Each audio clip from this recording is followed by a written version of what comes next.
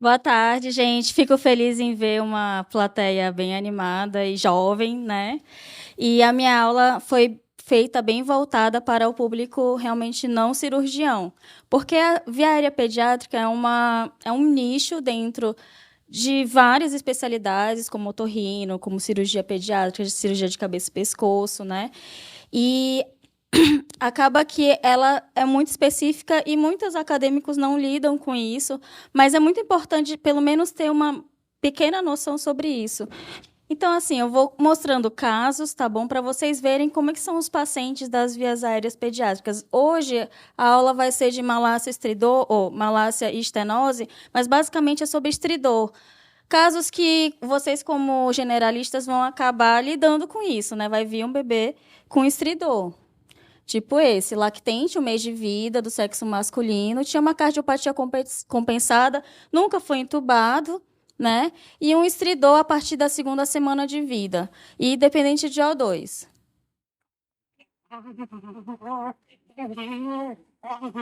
É um estridor leve, ele tá gemente, né? Mas pode ver que ele tem uma retração de furro, um, um estridor bem leve. Agora. E esse é um outro caso para vocês verem, um menino um pouco maior, de 4 anos, previamente rígido, mas foi entubado por conta de um rebaixamento de sensório, uma falha de extubação com estridor e rouquidão após a extubação e ainda ficou dependente de O2. A vozinha rouca, né? Querendo ir para casa, obviamente, mas dependente de O2 e com estridor, né? Nenhum médico queria liberar ele, né? Então a gente tem algumas hipóteses diagnósticas. Eu até perguntaria assim, eu não sei qual o período de vocês, né? Mas ou se já são internos, né? Mas alguém tem alguma hipótese? A gente pode dizer que é um estridor, né? Então, assim, quando a gente começa uma avaliação clínica da via aérea, a gente precisa primeiro avaliar o grau de desconforto respiratório. Ah, é um desconforto leve? Ah, precisa de oxigênio? Está com cianose, então um desconforto mais, né, mais grave, né? A gente vai falar um pouco sobre isso. E depois a gente vai identificar o local e padrão da possível obstrução. Se é um estridor mais alto, se ele é um estertor, um ronco, né? Como o primeiro caso, ele também tinha ronco. Ou sibilo, que já é aquele piadinho, aquele chiado, né? E aí, depois disso, a gente vai começar a ver na anamnese. Ah, foi entubado ou não foi entubado? Ele nasceu com isso, começou a aparecer depois. Isso é importantíssimo para o nosso diagnóstico. E depois, a gente vai para o exame físico. Então, primeiro, né, vamos classificar essa dispneia, né?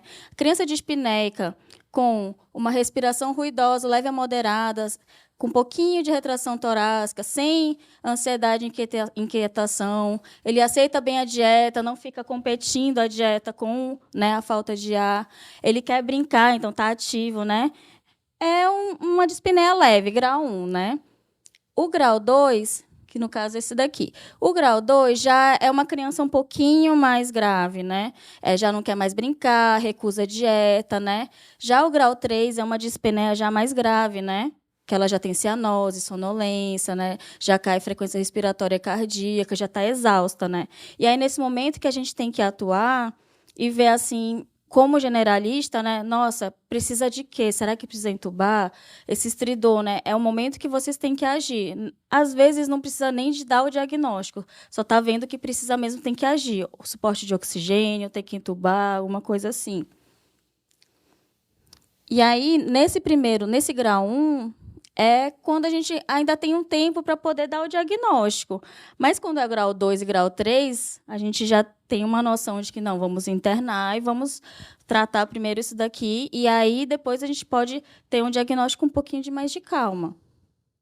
Então, o local e o padrão da possível obstrução, né? Só pelo barulho que você ouve, você pode ter uma noção de onde que é. Quando é ronco ou estertor, normalmente é algo mais alto, às vezes queda da língua, né? Uma obstrução nasal, faz aquele ronquinho. O estridor, ele já é mais um pouco mais aqui embaixo, né? Já perto da laringe, um pouco da subglote, pode ser traqueia superior. né? Que pode ser na laringomalácia ou na estenose, né? Alguns hemangiomas laríngeos também pode dar, que é mais raro, né? E aí existem padrões de som do estridor. O estridor inspiratório é aquele que na hora que ele inspira faz estridor. E aí na hora que expira não faz. O estridor bifásico é quando faz os dois barulhos, tanto de inspiração quanto de expiração. Né? E aí o que acontece? Quando inspira e não tem um barulho de fora, né? Não tem um estridor expiratório, quer dizer que tem algo mais como se fosse algo dinâmico acontecendo nessa região da laringe.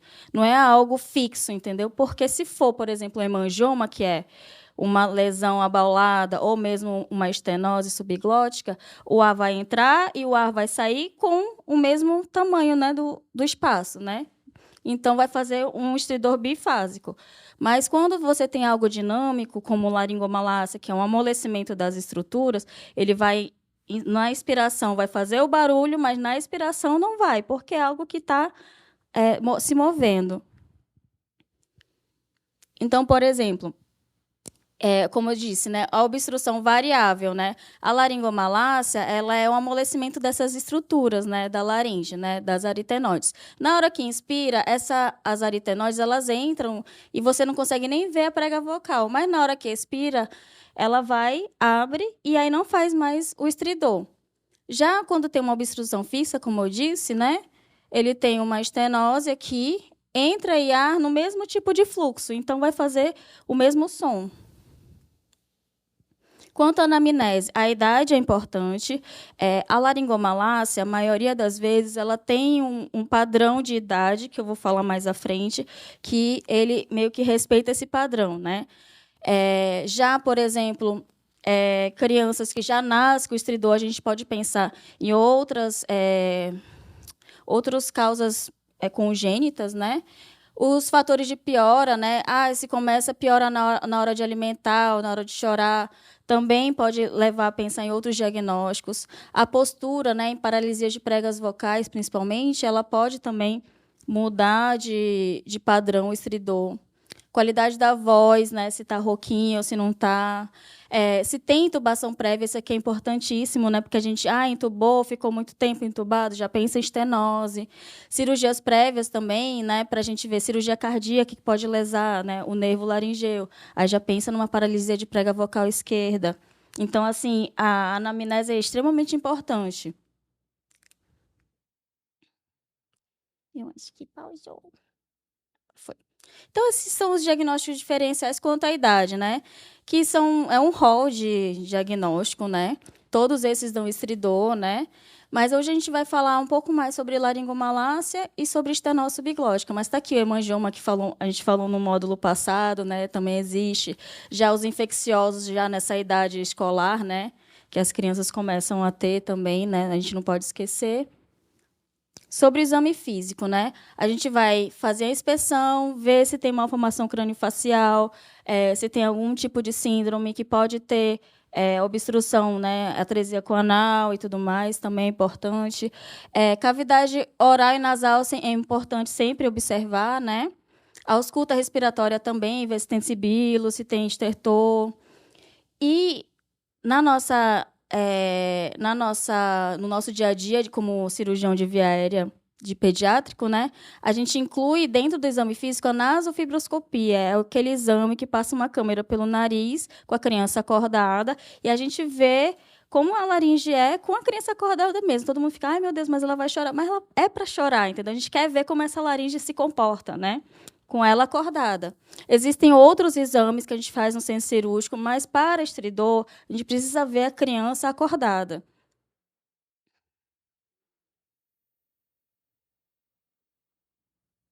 Então, vamos voltar aos casos. Aquele primeiro caso, né? Ele está gemendo, mas na hora que inspira, ele dá um estridorzinho leve.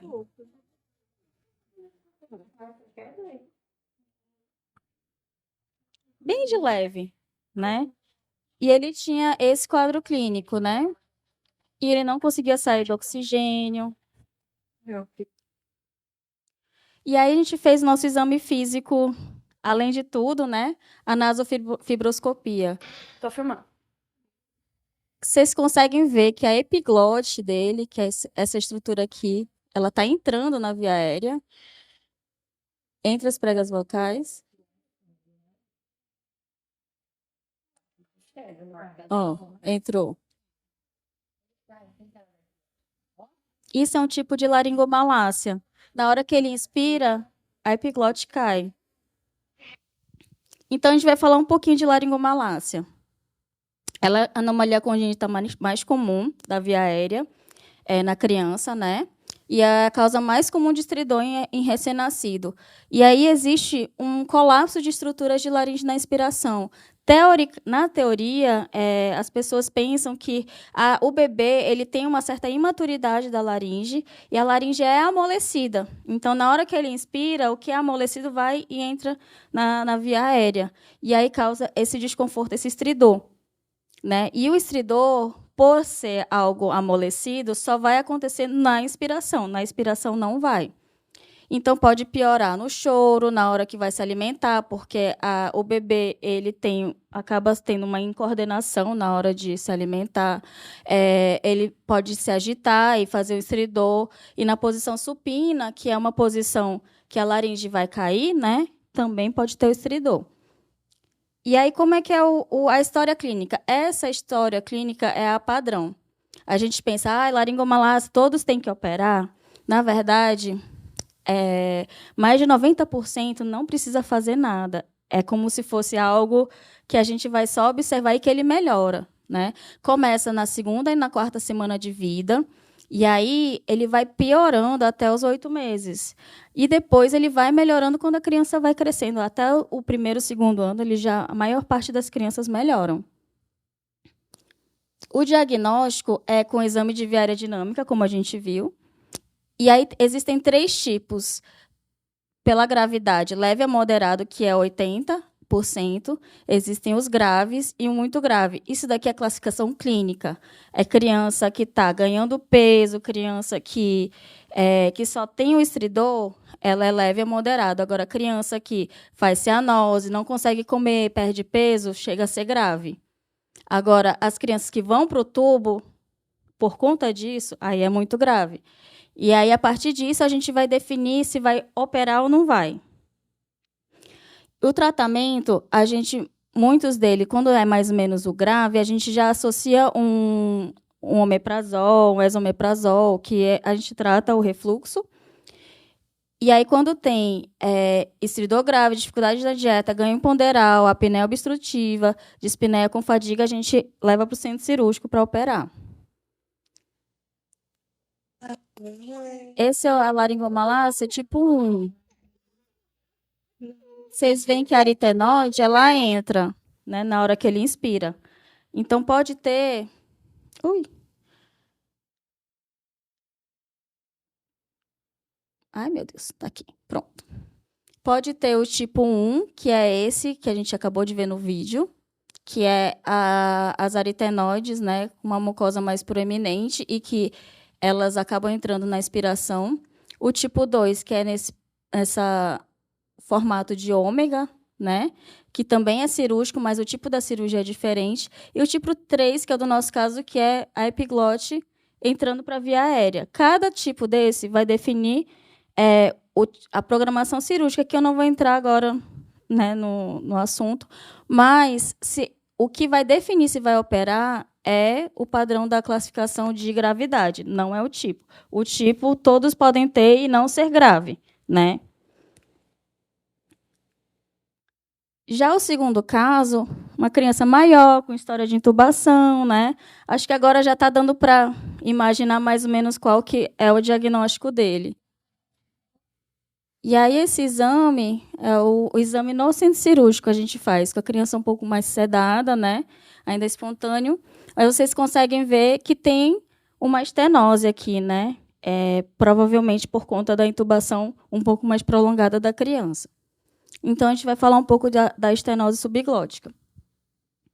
90% das estenoses subglóticas são decorrentes de lesão após a intubação. O que acontece na laringe da criança é que ela é um pouco mais afunilada aqui na região subglótica, né? Ela é um pouco mais estreita, diferente no adulto.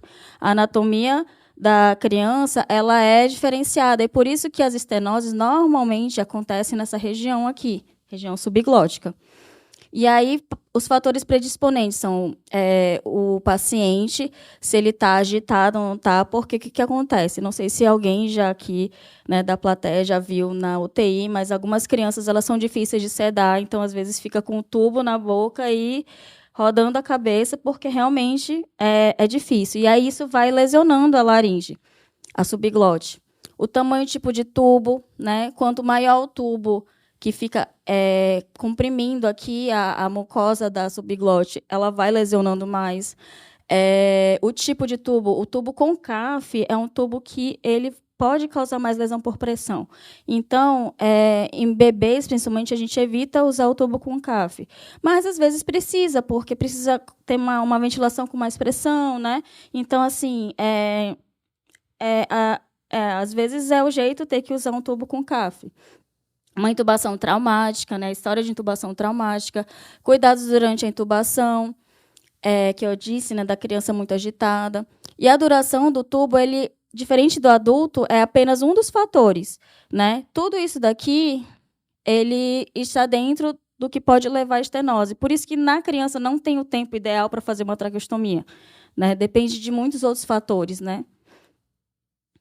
E aí essa classificação que existe grau 1, grau 2, grau 3, grau 4, a partir da quantidade de obstrução, da porcentagem, né? E aí, o exame de via aérea, a gente pode fazer a dinâmica para ver se não tem nenhum acometimento das pregas vocais, mas a estática ela é importante, porque, às vezes, naquela naso que é feito com a criança acordada, a gente não consegue ver. Mas, com ela sedada, a gente consegue ver como naquele outro exame lá que a gente viu. E o tratamento ele pode ser conservador, se for grau 1, né? Até 50% de obstrução, a gente consegue manter e acompanhar a criança. Mas, do grau 2 e grau 3, a depender da estenose, a gente consegue dilatar. E as crianças têm uma boa resposta, né? Já quando não tem, já esse grau 3, já muito obstruído, 99% de obstrução, 80%, ou grau 4, que a gente não consegue ver nada do lúmen, aí vai partir para a cirurgia, que é onde eu, o doutor Eric, nossa equipe, atuamos lá no Albert Sabin. Esse daqui é um quadro para mostrar o tamanho ideal para cada criança, dependendo da idade, né? Então, é um quadro importante para não assim, inclusive quem é generalista, para saber, né? Eu entubar com um tubo maior é pedir para ter uma estenose futura, né? Então, tomar muito cuidado com isso. Então, às vezes, a lesão aguda, ela pode causar lesão assim com fibrina e tudo mais, mas se a gente começar a tratar, depois pode virar uma estenose. A estenose nada mais é que uma cicatrização dessa lesão aqui aguda, que vai cicatrizando e vai dando essa área mais fibrótica, né? E a gente precisa evitar isso daqui. Por isso que a gente tem que atuar naquela parte que é de como entubar e tudo mais, né? Então, já terminando, vou dar uma resumida o que eu acho que é os highlights da aula, né? Anamnese exame físico é extremamente importante, tá certo? Idade, né? Ver o tipo do estridor. A laringomalácia geralmente é autolimitada, às vezes tu só precisa que a criança cresça. O estridor, ele na laringomalácia é inspiratório após as 2 semanas de vida. Então, nasceu sem estridor, mas com 2 semanas ele começou a fazer o barulhinho. Opa, pensar em laringomalácia. E aí, os casos graves, a gente tem que avaliar a cirurgia. De estenose subglótica, é importante sempre perguntar a história de intubação. Às vezes, ficou entubado por 3 dias, mas foi uma intubação traumática. Pode ter estenose, né? O estridor, ele geralmente é bifásico, porque é algo fixo que está lá. Ele é multifatorial e a prevenção é extremamente importante, porque a laringe da criança é muito pequena. É diferente de a gente, que nem no adulto. Deu 14 dias, vamos traqueostomizar. Na criança não tem isso. Às vezes com 3, 4 dias, mas a intubação foi traumática, causa estenose. Então tem que tomar muito cuidado com isso. Prevenção é importante. Essa aqui é a nossa equipe. Nós temos, de vias aéreas, né, nós temos o Dr. Humberto Ramalho, 84 anos, mas ainda atuando. É o nosso querido lá, que a gente, na última No último congresso aqui da SOCEP teve uma homenagem para ele, mas estamos aqui com uma equipe, temos otorrino, fono, cirurgião, doutor Mário também faz parte da equipe. Enfim, eu gostaria de agradecer ao convite da aula. Esse é o meu e-mail, caso tenha algumas dúvidas. Muito obrigada.